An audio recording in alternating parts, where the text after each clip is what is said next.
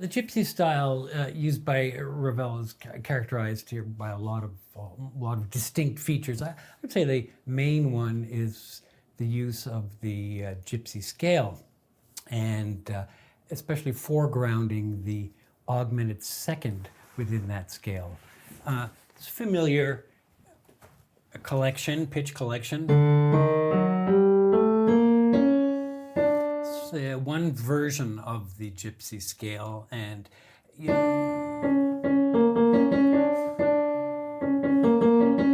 know, if you can just take the top of the scale and play with that augmented second, it's one of the passages in Tzigane. And many other features to the gypsy style as well.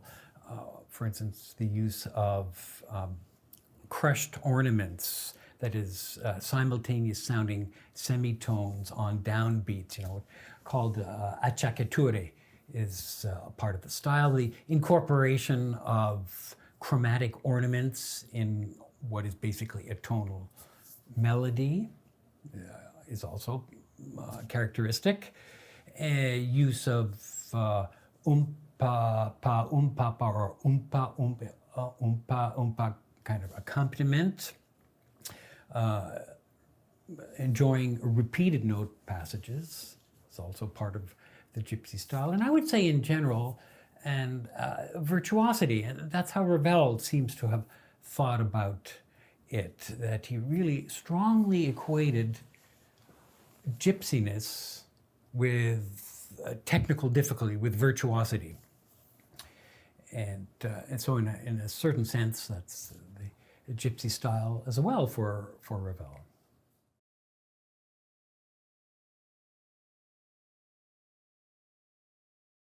The pieces in the repertory that inspired Ravel, I would say principally the Liszt Hungarian Rhapsodies. And as he was working on the piece, he requested a copy of them so that he could look them over. Certainly, he was already familiar with those works because he was greatly admiring of Liszt in general. So he studied the Hungarian Rhapsodies and I think incorporated a number of their strategies, a number of the figurations that he saw in the Liszt in his own work. He also asked his colleague Hélène Jourdan-Morange to play him Paganini caprices as he was working on the piece. And so it was, you know, to get a certain very particular technical effects. And so in a certain sense, Paganini stands behind the work as well. And again, in perhaps on another level, it's not a repertory piece so much as a person who stands behind the work, and that is Yeli Darani, the violinist for whom he wrote Tzigane, and he was greatly inspired by her playing, and this kind of provided a creative motor for him.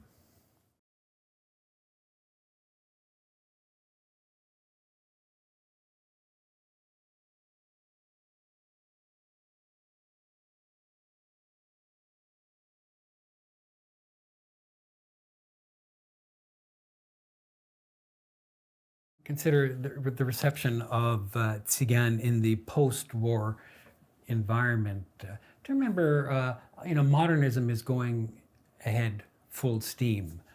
Debussy had left his mark, but then you see the work of Schoenberg, and you see explorations of polytonality with composers such as Mio, and as you know, as modernism and modernist music really gained a foothold, a piece such as Tzigane in the post-war environment was challenging to, not in a good way, to some people at the time. We saw it basically as pandering too much to market. And really a kind of a commodified product. Would the opinion have been different had he written the piece 25 years before? I think it would have depended who you ask. I think you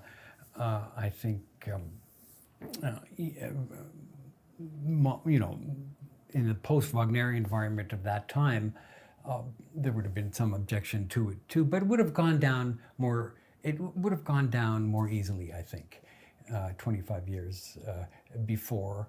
It's a piece, Tzigane is a piece with a lot of figuration of the 19th century in it, and 25 years before would have been the 19th century, and so less dissonant, if you will, with a modernist impulse.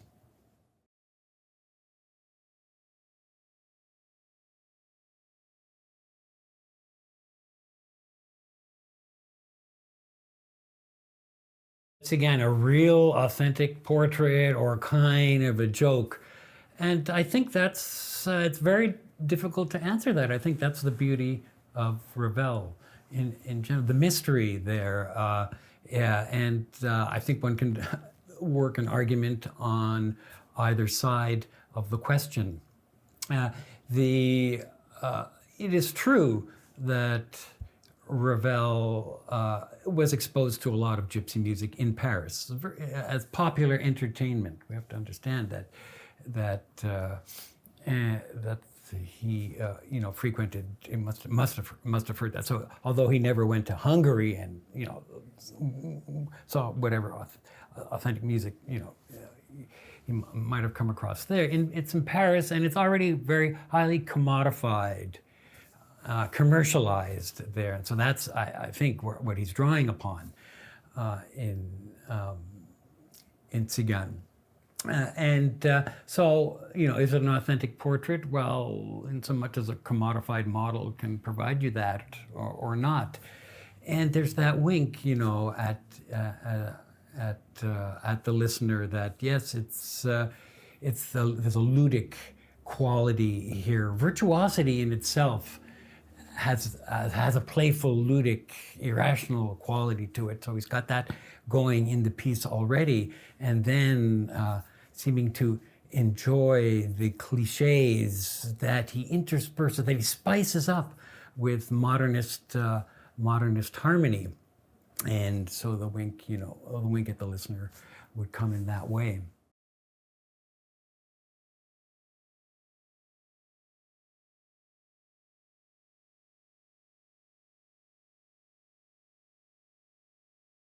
The main aesthetic differences between Bartók and Ravel. Bartók himself was not a fan of the Liszt Hungarian Rhapsodies. We need to start there. And of course, a large part of the creative project driving Bartók is incorporation of an authentic Central European idiom into modernist language.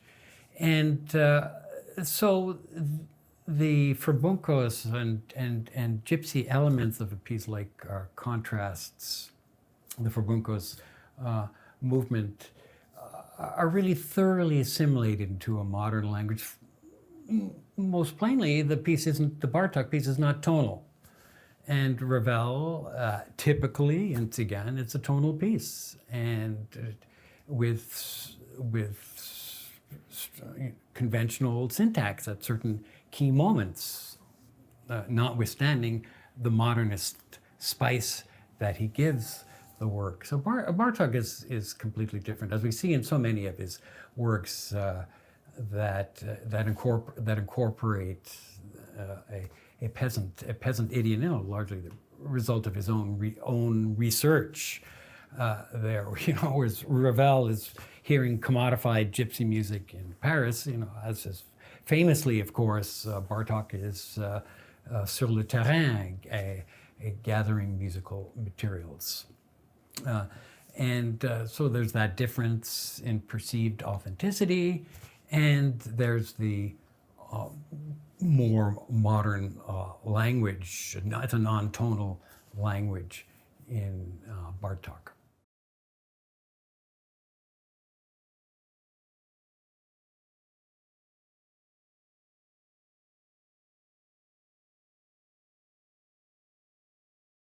Why have some people reduced the value of the score? Well, one critical response might be, and it certainly was, that it was empty virtuosity. So if you want to make a distinction between sort of virtuosity that means something, passage work, or empty virtuosity, some people might point in the direction that it's virtuosity for virtuosity's sake and somehow not serious because of that. I mean, it's highly questionable point of view, in my opinion. But that certainly would have been the case. The blues movement in the sonata is not as overtly virtuosic as Tzigane is. Tzigane is a showpiece, and you would never call the blues movement in the sonata that. The blues movement also is syntactically a lot more challenging than Tzigane is from the point of view of tonality and its harmonic vocabulary. One certainly recognizes all the blues cliches in the movement, but the modern harmony occupies a much larger space in that work than it does in Tzigane. In the blues, you have famously, successions of major seventh intervals, right, starkly put in the piano, and you don't see that in Tzigane. Tzigane, it's modern accents, if you will, and a large part of the piece is actually rather quite traditional in tonal terms, and it makes the piece, I think, also, at least for a certain public, a little bit more accessible. This being said, they're both extremely important repertoire pieces, much appreciated.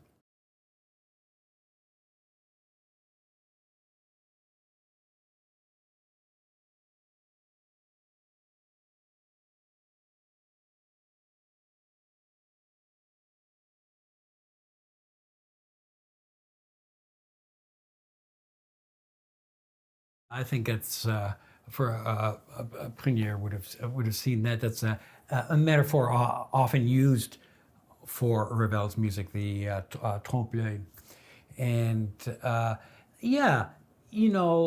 way I view it is there you have a piece with a lot of traditional elements in it, and that's very accessible and prone to commodification, and so you look at it in that way. But then if you just change your angle a bit, you can point to octatonic scales when the piano comes in,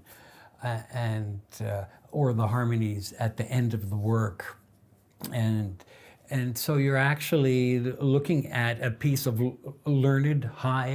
listening to a learned high art that the commercial gypsy musicians whom Ravel heard didn't write like that either. And so, what are you looking at? A piece of commodification or a piece of high art? And it's playing with that. And that's where I think the element of kitsch comes in. I think one would hesitate to call anything Ravel wrote kitsch, including Tzigane. But what he seems to be doing is, or one way to understand what he's doing is to see that he risks the appearance of kitsch because of this trompe-l'œil characteristic. One side, very conventional, accessible, another side, more challenging. And, so he opens himself up to the critique of kitsch. Although, kitsch is not something that he would necessarily himself have denigrated. He has famous examples of him pointing to kitsch objects in his own house and seemed to take delight in them. So that adds a wrinkle of complexity to our reflections on this question. it's a work that people, that scholars and critics have not paid much attention to. Yet it's one of Ravel's most popular pieces. Well, they're all popular, but Tzigane especially so. And so we want to ask, well, why haven't scholars and critics taken it seriously? And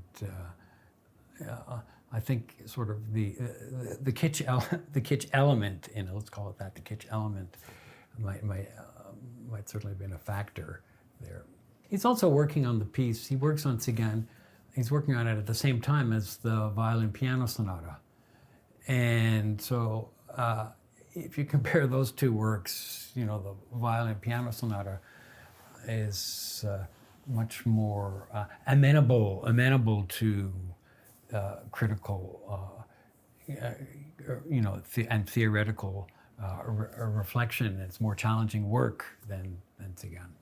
There's a kind of a paradox, not a paradox, but an irony, since you brought up Bartók, is that Ravel's first exposure to the playing of Yeli Derani was in the performance of a Bartók sonata for violin and piano. And then Ravel goes and writes Tzigane, which is so different than Bartók's approach to a gypsy idiom. I mean, gypsy in quotation marks is when we refer to Bartók, I think.